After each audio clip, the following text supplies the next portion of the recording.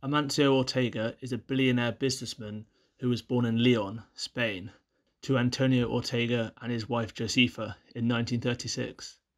He has gone on to create one of the largest fashion brands in the world named Zara, and expanded his retail empire by founding a number of other brands. Let's take a look at how Ortega became so successful.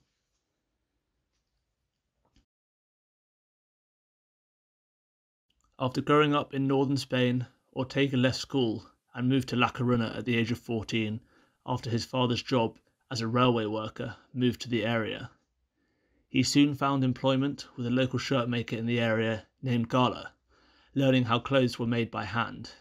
This exposed him to the costs involved in manufacturing and the production of clothes. After a few years, Ortega was managing a clothing shop which catered to the wealthy clientele of the area.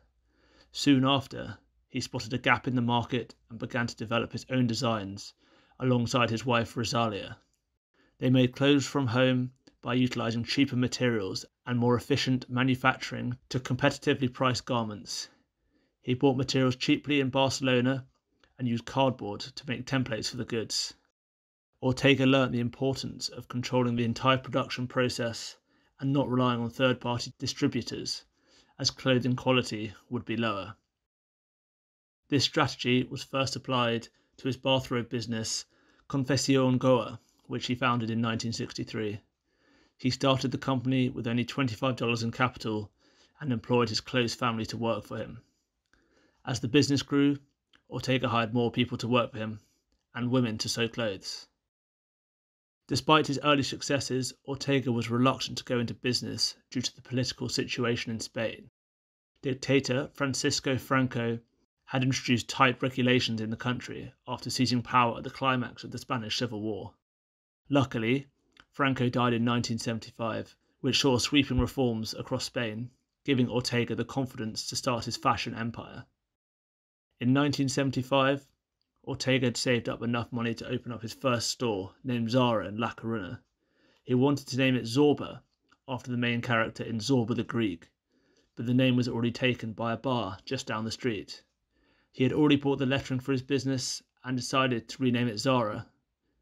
It aims to produce popular fashion at low prices. His first store was located in La Coruña, across the road from the city's most popular department store.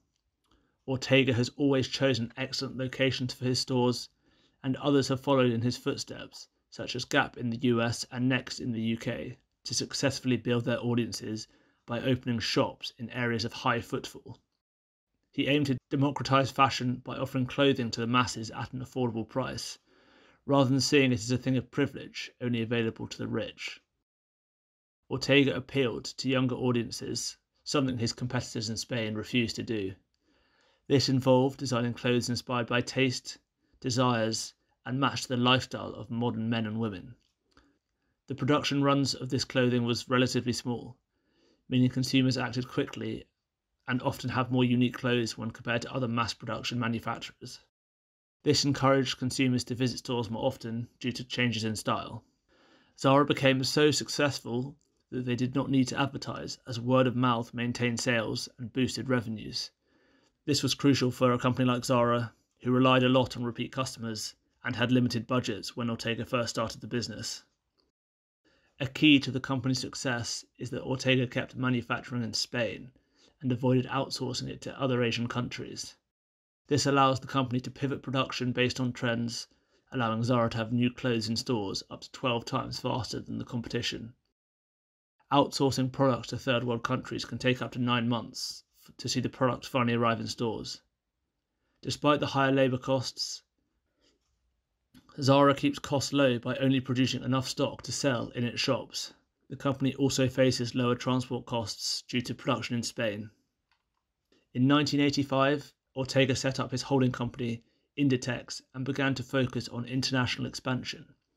The company's success is based on the fast fashion model, bringing clothes from design to the store in a matter of weeks. They spot new designs shown at fashion shows and incorporate them into designs that often sell well. The business strategy of Ortega's supply chain is often used as an example to simplify complex global supply networks and avoid criticism from human rights activists for working in developing countries and paying workers low wages. In 1989, they entered the US market, opening a store in New York and in Paris only a year later.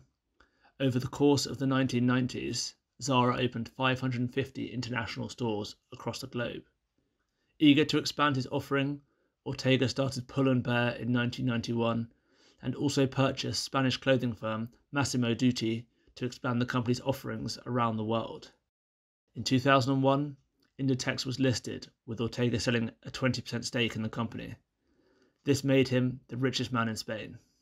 Prior to the listing, no photos of Ortega could be found before 1999, as he liked to keep his life private and away from the media. In 2004, he created two new brands, Oysho and Zara Home, and opened his 2000th store in Hong Kong. By 2008, Inditex had grown to the world's largest clothing retailer, passing Gap and H&M. In 2011, at the age of 75, Ortega announced that he would resign as chairman of Inditex. However, he would still be active in business through his company Ponta Cadea, Ortega's personal investment company, which he founded in 2001 to invest his dividend from Inditex. The company started with assets of around 50 million euros, but now has around 17 billion, despite only employing around 70 people. Ponta Cadea now owns more of London's prime shopping district of Oxford Street than anyone else, and also rents offices to Amazon and Facebook in Seattle, as well as properties in Paris and Madrid. The company buys the freehold of properties and never sells, which generates income of around 800 million euros a year. The real estate holdings are focused in the US, UK and Spain, which account for 90% of the company's portfolio. The size of the board, consisting of only 5 people, means that transactions can be achieved quickly due to the quick decision-making process and the company's lack of debt. They aim to invest in major cities where risk is low and yields are consistent. Even as firms struggled during the pandemic, they refused to give rent cuts to high street stores and have been accused of bullying tactics by the British media. When firms asked for rent cuts, Ponta Cadea threatened to double rents and add an extra year to the lease for every month of unpaid rent. Despite his age, Ortega is still aggressive in the business world, while many of his accomplices have retired. He has built the largest fashion retailer with over 6,800 stores in 96 countries. Alongside the large number of stores, he has also built a number of brands, but the crown jewel remains Zara. This has given him a net worth of $86 billion, and he generates average dividends of $400 million a year from his 60% stake in Inditex. Ortega truly is one of the greats in the fashion world and has changed the industry in ways many thought were not possible. As brick-and-mortar retailers decline, Inditex is now shifting its offering online to continue the legacy that Ortega has built in previous years.